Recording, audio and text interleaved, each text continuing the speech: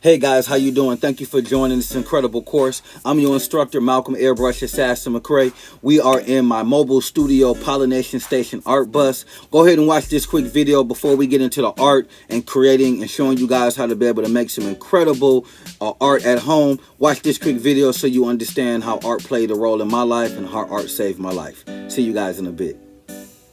How you guys doing? My name is Malcolm McCray, artist, author, entrepreneur. I travel across the country inspiring young people through art and creativity. And I'm here today to be able to share my story about how art saved my life. I just decided to really do a one-on-one interview with you guys so you guys can get a little bit more understanding of who I am before you understand what I do. So my journey started off at a really young age. I was roughly around 8 to 10 years old when I really realized that I wanted to be an artist. And this passion and this commitment and this lifestyle came to me through my father. My father was an art teacher at the Boys and Girls Club in Milwaukee, Wisconsin, where I was raised and born and raised. And not only was my dad an art teacher, he was an art teacher in one of the roughest areas in Milwaukee, the projects, public housing, the hood, the ghetto. My dad was an art teacher there in one of the roughest areas. And in my life now as an adult, as a man, and as somebody who really cares about inspiring the next generation of artists, I realized why it was so important for him to be an art teacher in an area like that. Something small as caring. Like my dad was the first person that really showed me that. Not only caring, but how art can be used to be able to heal and deal with some of the wounds that these young people are dealing with. Because I was that young person. So I remember getting off the bus. And this was like a magical place at my dad's job. This is a place where I could just draw out all of the pain, or I can draw out all of the frustration I was dealing with at a young age. See, my dad and my mom was going through a divorce. And it was really painful for me. And I was trying to figure out, was it my fault? Was it their fault? But for some reason I felt like that this responsibility, this pain, I was causing it. And I can remember dealing with this frustration and this situation deep within inside of myself. And the only way that I can deal with this situation was to be able to draw it out. Because I was that kid. I was the kid in school that was being disrespectful and disruptive in class. And everybody, see guys, at a young age, I was labeled with attention deficit disorder. I was that kid that was in back of the class throwing paper, being disruptive. But an art teacher, somebody came to me that seen something that was bigger than being a disruptive kid, and gave me an opportunity to be able to deal with some of my emotions and some of my pain, and it was only through art. I wouldn't be here to this day if it wasn't for those times in my life. So I'm an 80s baby, born in 1980, and I was still drawing, but I wanted more. I wanted something else. I wanted to take my art form to the next level. I didn't know how to do that. And I remember walking to the mall, through the mall, and I see this guy airbrushing t-shirts. And it was the first time that I had seen street art being put on different surfaces. And instantly I knew that I wanted to do, this is something that I wanted to do, was become an airbrush artist. So I took all of my drawings, I went home, I took all of my drawings, compounded them into like a portfolio as a kid. I didn't know what a portfolio is. I just took all of my little work. And I just remember feeling so prideful. Going up there, you know, showing this guy my work. He starts to go through the papers. And he's taking his time. So, yes, I aced it. It's already in the hole. I knew it. And he totally just destroys and crushes my whole dream by telling me, your work is great, but I just don't really have time to train anybody or babysit anybody's kid. And I'm gonna be honest, I was heartbroken. I mean, it's the first time where I had to really deal with rejection, you know, in my work, and you know, somebody telling me no. And so I had to make a decision. I could move forward on something that I really wanted to do, or give myself excuses to be a victim or a casualty. And let me clear this up. Where I come from is Milwaukee, Wisconsin. This is one of the most roughest segregated cities in America. And majority of the people that I grew up with, my friends, we talking about people I graduated high school with. When I go back home, you realize, and I realized that I was going to be a statistic, because everybody that I really know, I mean, we're talking about 90% of the people that I probably graduated high school with are incarcerated or dead. And it was at that point in time, I really remember thinking that. I really remember thinking that if I didn't follow what my heart and my dreams and my ambitions and my soul was telling me, that I could easily fall into the trap. That's what we call it. We call it the trap. So during that whole transition, I was dealing with a lot too, because here we are, my mom and my dad were broken up. They were going through a divorce, fighting. I'm the oldest out of 5. One of my little sisters has cerebral palsy. So a lot of the pressure was on me as the oldest to be able to watch my brothers and sisters while my mom was at work. My mom sends me to go live with my dad on a plane, packs up all of my stuff, and we go to the airport, and she puts me on the plane to go live with my dad. So my dad comes pick me up from the airport.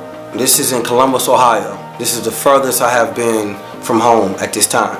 My dad picks me up in a cab. I remember pulling up. You know, we pull up, we roll through the hood, we pull up, and it's a big building on the right side.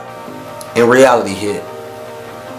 Me, my dad, and my brother lived in an abandoned building for 2 years. No electricity, no heat, no running water.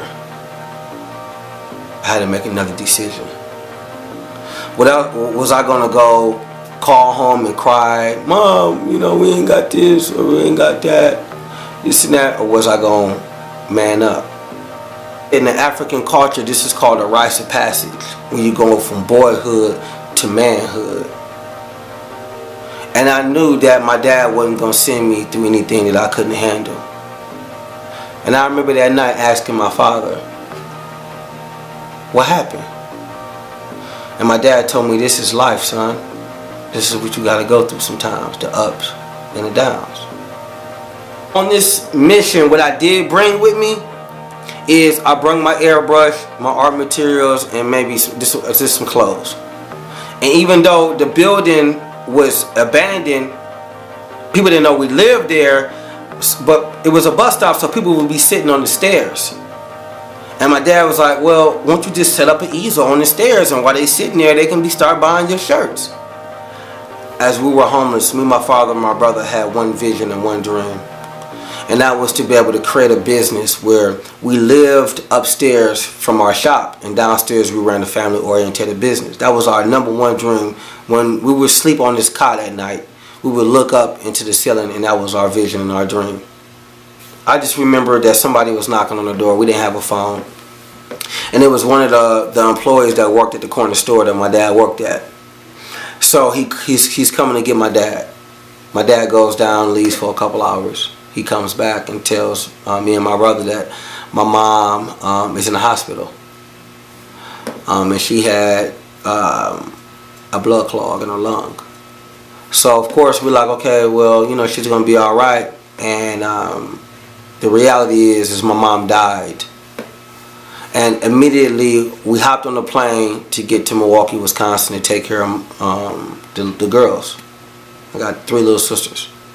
We get there, and I had to make another decision. Was I going to continue on with my vision? At 17 years old, I created a business called Showtime Wild Image, where me, my dad, and my brother found this building where we had a storefront downstairs and living quarters upstairs. At 17 years old, I created this business where we was making over $150,000 a year off of doing airbrush and screen printing. But it was a catch.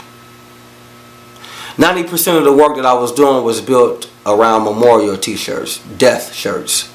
For you guys who don't know what that is, in the Black and the Latino community, we have a thing where we do these t-shirts where we take photos, print them out on a t-shirt, and we have these memorial sayings in love and memory, my cousin, my homie, my little brother, different things like that. So here I am, a young creative guy.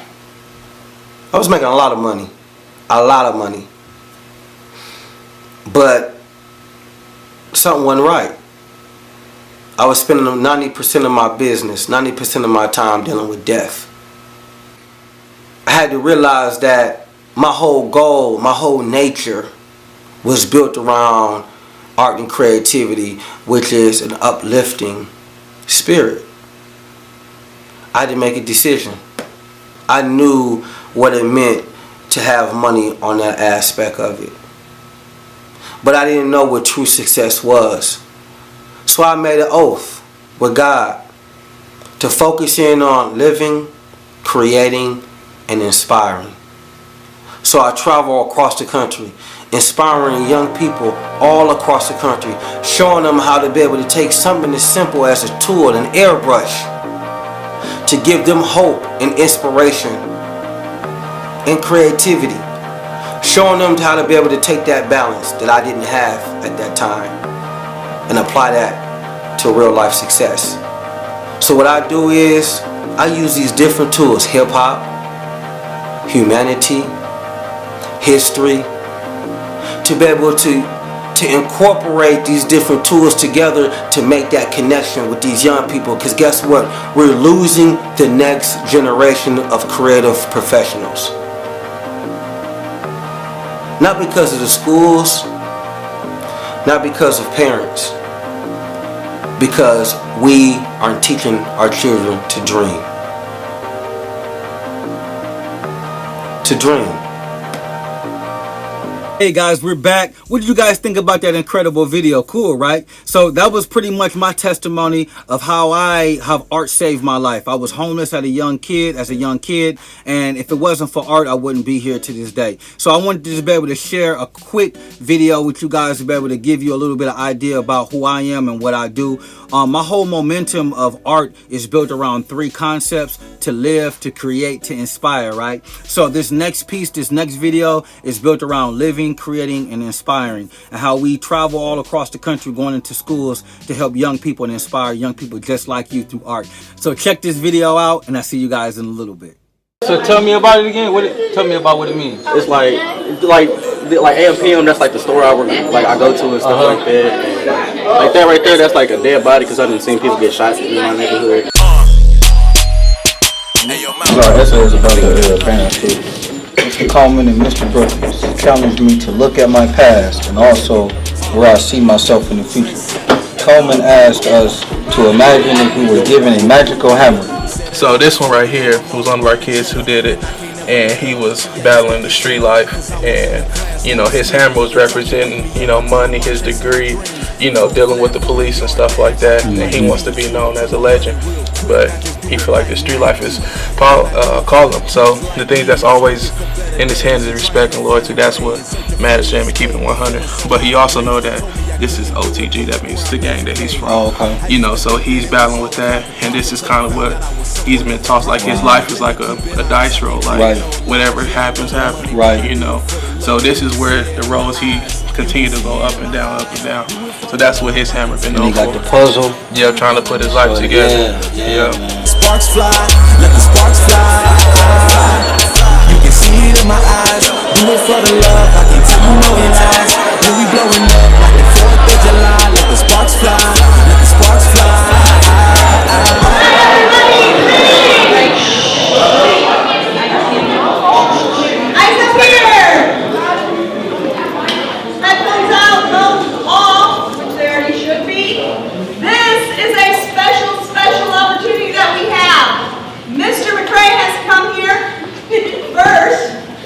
He travels all over the world. If you have not gone to his YouTube page yet, you need to. He has wrote books.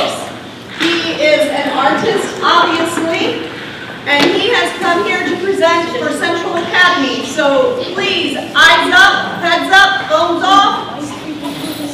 Because he is awesome, excited, entertaining, and he's all yours.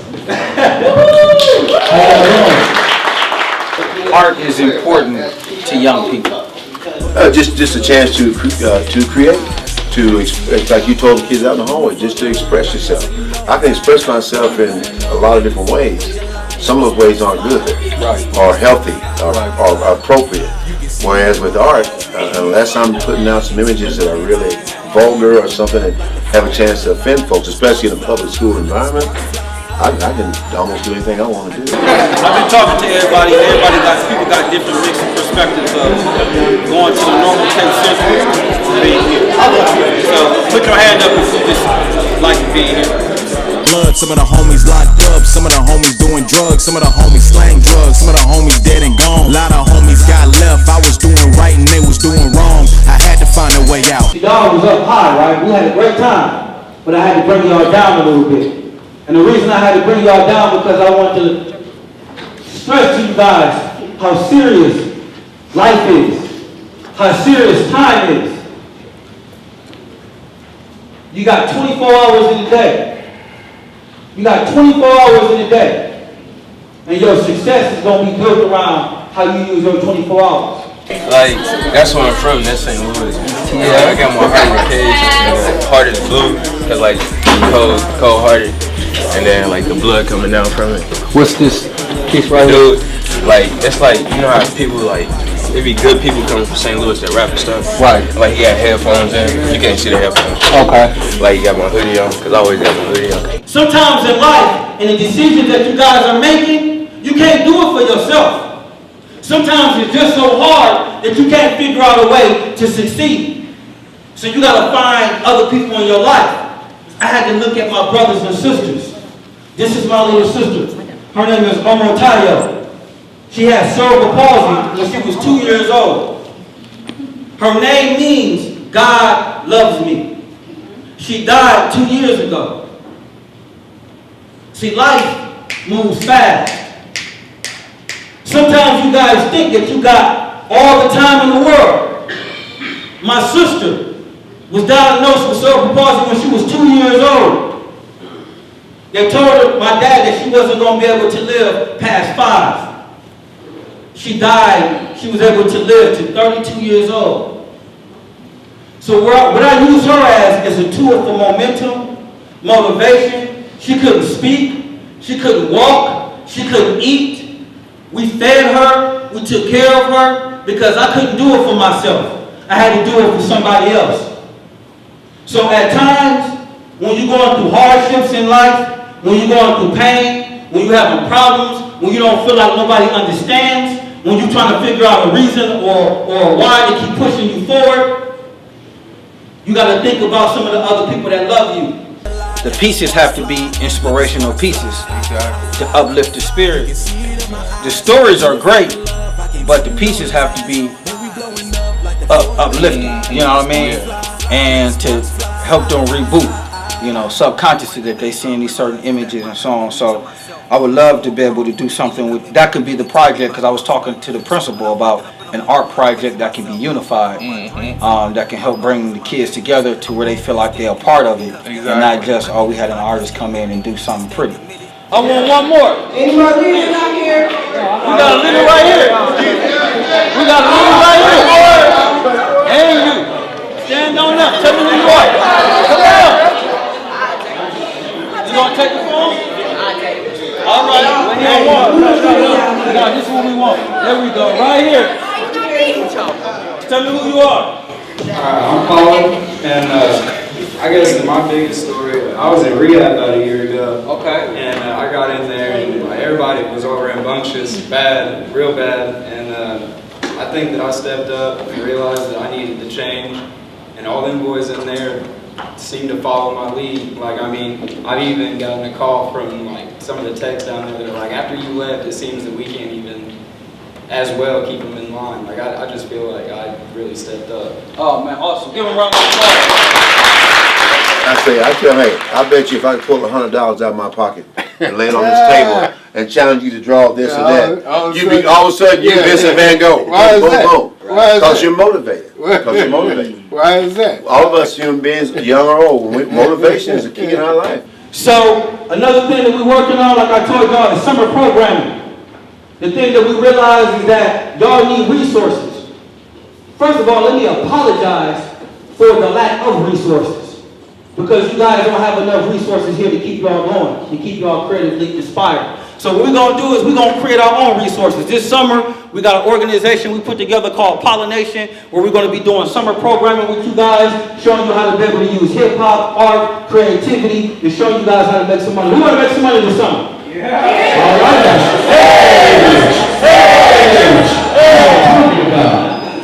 I'm glad I got I ain't no pastor or apostle, so I ain't come here to preach. I just came to teach. Tell you if you got a dream, and stretch your arms and reach. You can make it if you really want it, but you ain't gotta flaunt it. Be meek and be humble. Be a lion, be the king of the jungle. Be whatever you wanna be. Step and try not to stumble. Life is just a game. If you ain't doing what you wanna do, then you the only one you can blame. But we all the same. We all make mistakes. At the end of the day, we just trying to be great. Yeah, we just trying to be great. Nothing less. All right, so Malcolm, I just want to thank you for coming up today. I think the biggest nugget that I took away from it was just the kid involvement.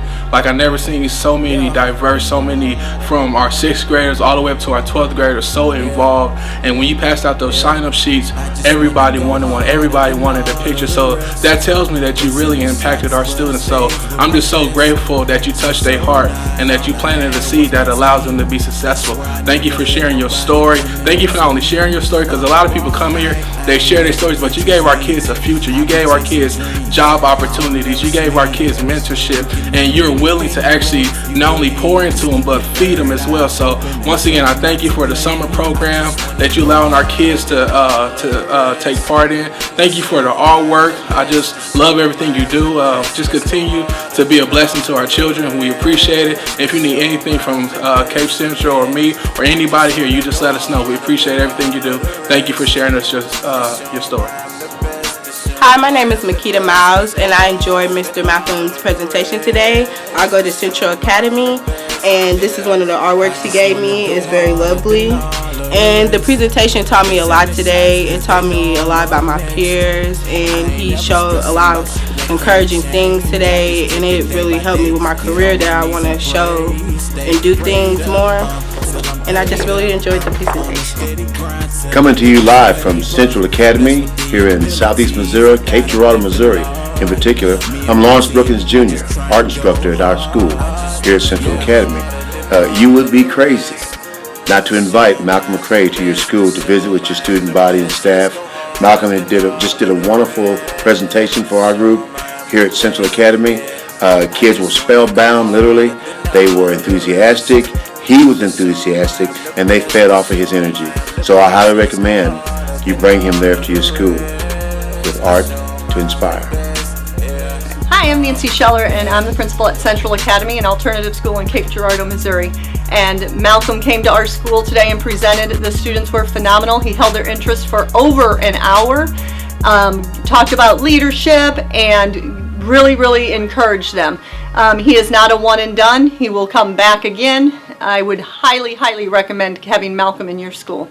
What I want to do, guys, we're going to get ready to wrap it up. Did y'all enjoy yourselves? Yeah! Y'all enjoy yourselves?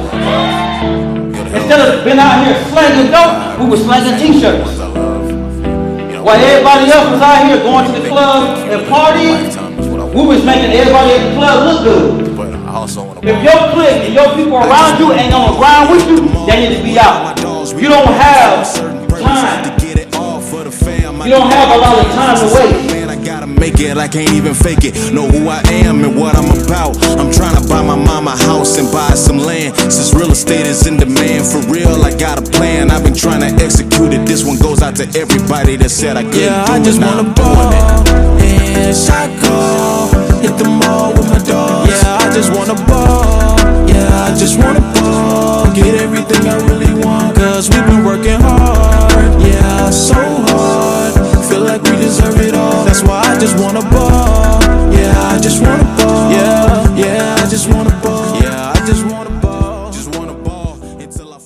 So we're back, guys. I love that video. To live, to create, to inspire. Hey guys, I wanted to go ahead and show you guys some of my art as well. Again, Malcolm McCray. I will be your instructor, but I've been a full-time artist pretty much all my life, as you can be able to tell in some of the prior videos. But my art is very bright, it's very bold. It also always has a message, something that's inspiring and beautiful. As you can be able to see, the colors are just nice and bright. This is a representation of a young child who has a dream and a vision of doing something great, just like some of you guys. This is another piece. This is a digital piece as well.